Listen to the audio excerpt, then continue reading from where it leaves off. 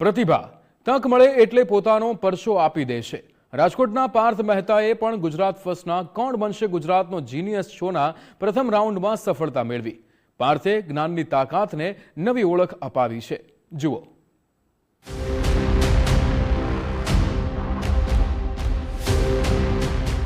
પ્રતિભા માત્ર મંચ નથી શોધતી, એક તક શોધે છે અને તક મળે તો સામાન્ય માણસ પણ અસાધારણ બની જાય છે।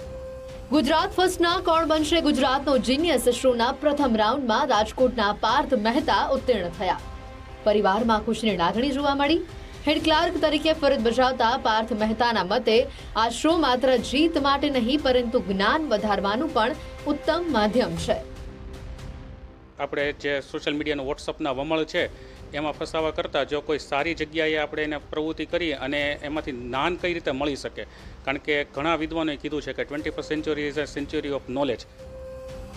જ્ઞાન માત્ર પુસ્તકોના પાનામાં જ નથી વસતું, ક્યારેક એક તક વર્ષોની તૈયારીને નવી ઓળખ આપી જાય છે।